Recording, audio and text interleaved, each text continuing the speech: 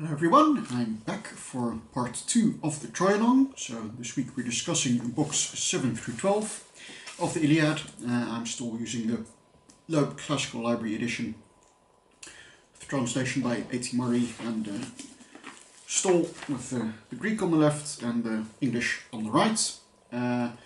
Although, because it's been so long since I've read Greek, I've been mainly reading the English translation, otherwise it wouldn't be done in time.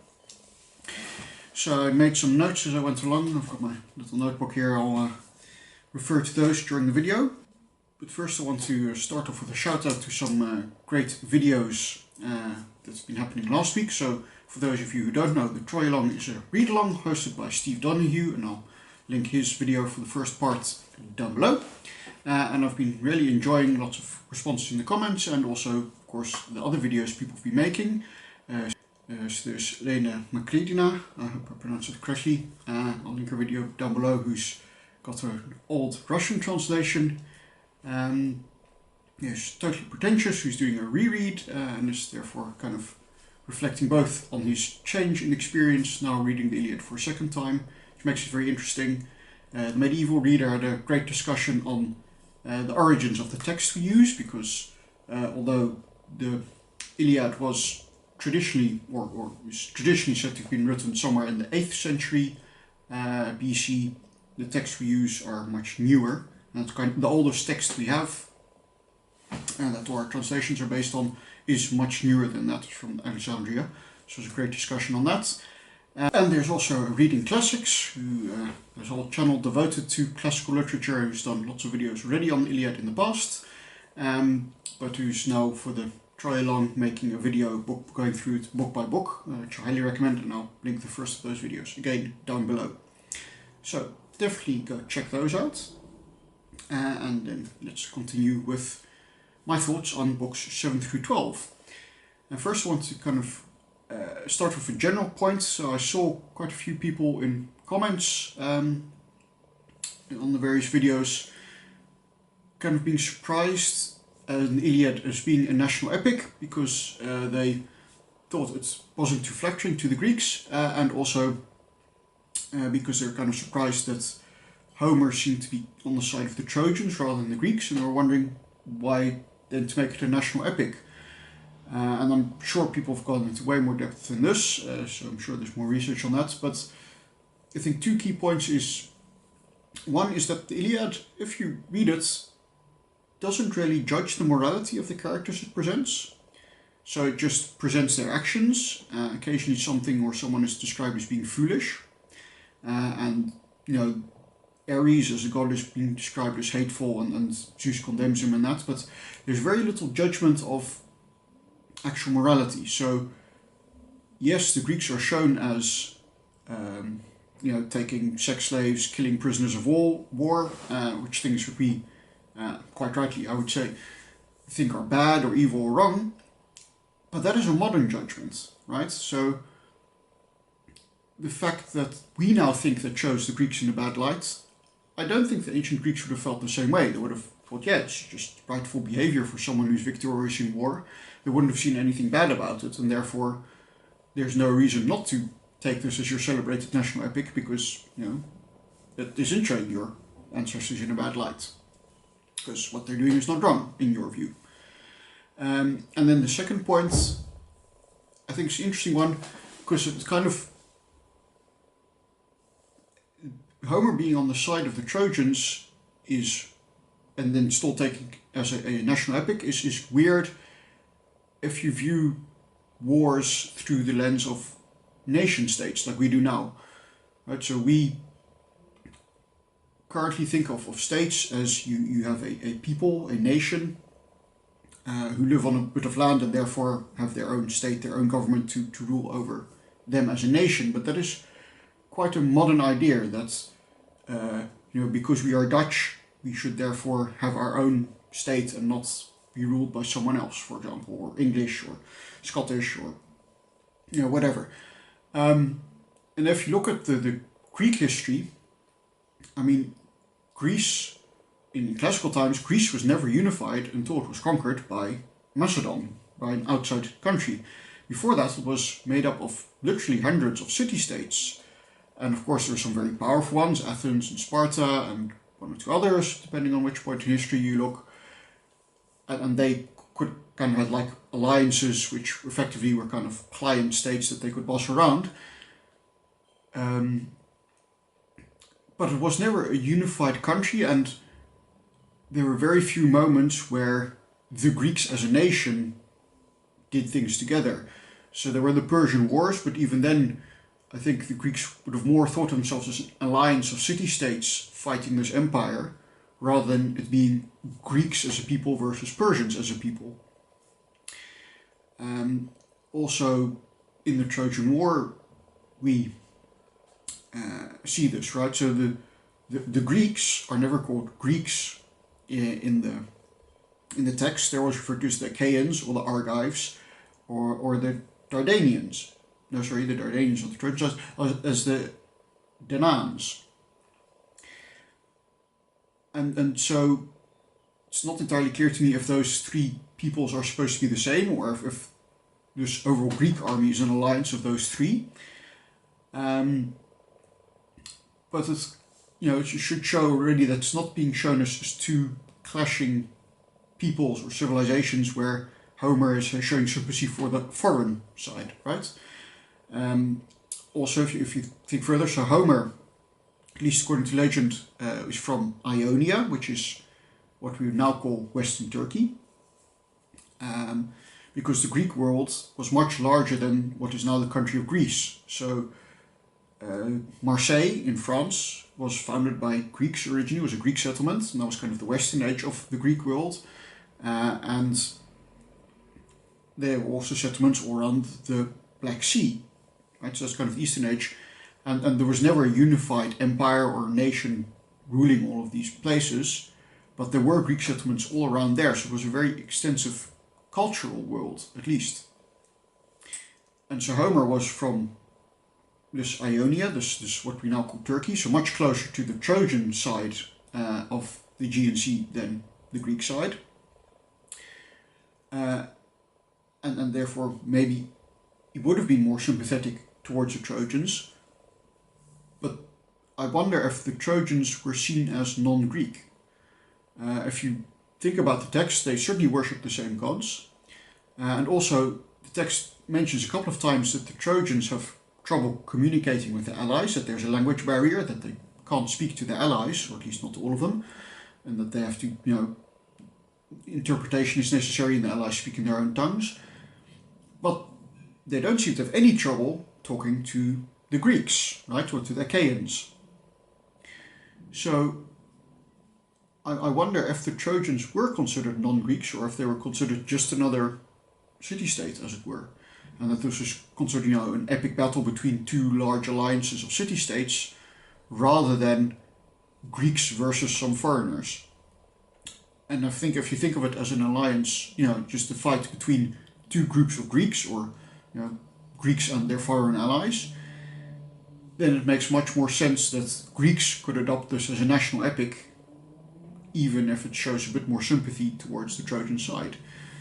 And in sympathy, I think I do agree that there does seem to be a bit more sympathy, or that that's maybe again because we are filtered through our values and what we find sympathetic and important. We see on the Trojan side, the Trojans are far more humanized. We of course have the moment with Hector and his wife and children. The Greeks don't get that because all their wives and children are at home in Greece. But still, you think there could be ways of incorporating that if Homer had wanted to humanize the Greeks. One can also question whether ancient Greeks considered that a positive thing to be humanized in that way, to be kind of showing their softer side. And also, of course, we get more heroes on the Greek side, right? On the Trojan side, we have Hector and Paris, and a couple of bit players, whereas on the Greek side, we have Agamemnon and Menelaus, and Achilles, and Nestor, Diomedes, two Iantes, the two Iasses, if you want to use the English plural, Odysseus, and the list goes on. So, yeah, I wonder if Homer is really on the Trojan side or more sympathetic to the Trojan side, or if that's kind of a modern projection of our values onto the text. A final point in favor of Homer being on the, or interesting point, I think, is as far as I can tell, all the named deaths, or nearly all the named deaths, are on the Trojan side. So, it's in all the battle scenes, it's continuously some Greek hero killing a named Trojan, or whole bunches of named Trojans, but there are little to no instances of a named Trojan killing a named Greek, which I found interesting. So that's my kind of overall thoughts. Let's go a bit more details from things that stood out to me. So in book 7 we have the duel between Aias and Hector, which ends in a draw. Okay, fair enough. But then interestingly, the Greeks spin this politically, because when Aias returns to the Greek encampment, it's hailed as a victory for Aias and for the Greeks.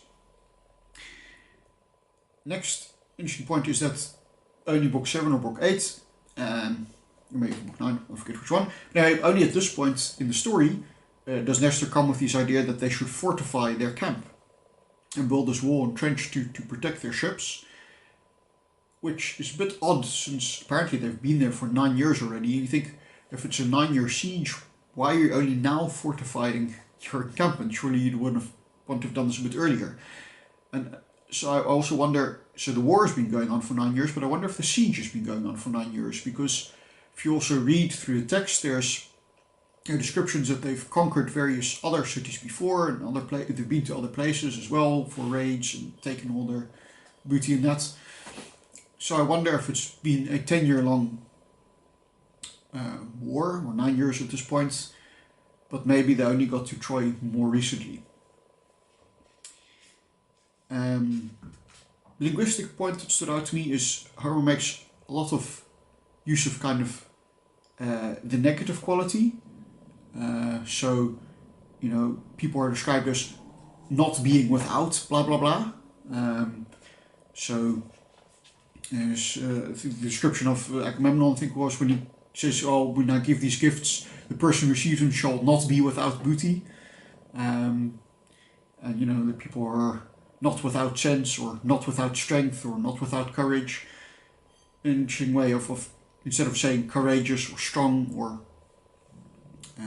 sensible, interesting thing. I'm not quite sure if it's deeper meaning or if it's just kind of makes it fit in the meter better. Was an interesting thing that stood out to me. Also interesting in the description of gifts and booty. It's interesting to see the changes in values. So when Agamemnon lists off all his presents and treasures he will give to Achilles if Achilles will agree to help them, he starts off with mentioning tripods and cauldrons, where he now think like, kitchen utensils. If you translate to the modern day, it's like, I'll give you a Ferrari and a house and a private helicopter. Oh, and these bunch of and some fancy pans for your kitchen. Like, what? Who cares about pans? But apparently, in those days, these were far more valuable objects, and therefore worthy of being, listed on the same level as getting horses and a princess to wed and the 7 cities. And it's also interesting that other places also, when various ransom offers the captured Trojans make, they talk about, the riches, not just saying piles of money. Money isn't even mentioned anywhere. It's all physical goods, and they don't offer gold or silver. Occasionally they do, but a lot of the time they talk about offering that they have bronze and iron to offer as their ransom. Whereas these days, iron, who cares about iron? But of course, in those days, it would have been a valuable resource that would have to have been mined or traded from quite far away, probably. It's just interesting to see how that has changed over the preceding 3,000 years. Also found interesting that when there was a listing of Agamemnon's daughters, there was no mention, I saw, of Electra, who's, of course, later memorialized in various plays, and the Electra complex in more recent psychology of perhaps dubious quality. Yeah, so maybe one of the names was listed as Agamemnon's daughters in the text is just an alternative name for Electra, I'm not sure. Yeah, so another note in book 9, there's when Odysseus and Aias come to visit Achilles, he describes him as Philoi Andres who have come to visit him, which in my translation has been translated as you are friends indeed that have come. But Philoi Andres, if you translate literally, means something like beloved men. And interesting I wonder if friends is the best translation for that, or if that really translates the term appropriately. Then, also interesting is that a bit later on we get a mention of Thebes of Egypt as this place of fabled riches, and it kind of shows again the kind of geographical awareness, because Egypt was a great empire at that time. So the Trojan War itself, if I remember correctly, if it is indeed based on a real war, then that war is thought to have taken place somewhere around 1200-ish. I could be off by a century here, but somewhere around that. So yeah, I think, if I remember my history correctly, that is around about kind of the reign of Pharaoh Ramses the Great in Egypt, that kind of period. So Egypt would have been a great and mighty empire, but obviously Homer is aware of this and has his characters refer to Thebes. So therefore we'll be aware of it. At least, or Homer himself at least refers to Thebes, even if his characters don't. And it's also, we get later on mention of what wifely qualities are, and the most important things for a wife are that she is beautiful and that she can engage in handwork. Which of course rather misogynistic. Apart from that, it's also interesting in the implication that even the wife of a king is expected to engage in handwork, so in presumably textiles, weaving, embroidery, etc. Which I think probably says something about kind of the level of the economy, that even the wife of a great noble is expected to engage in this kind of manual labor. Also, famously, Odysseus plows himself. So the legend is when the armies were collected and to go off to sail to avenge Menelaus and to get Helen back, Odysseus didn't want to come, and he pretended to be mad, and therefore he was out ploughing. And then to test if he's really mad, one of the ambassadors who came to recruit him to the cause placed his baby in front of the plough, and then Odysseus steered the plough around so he wouldn't hurt his baby, thereby proving he was not mad. But the interesting thing is that Odysseus apparently knows how to plough, even though he's a king. Imagine King Richard I of England ploughing, for example, or even King Arthur.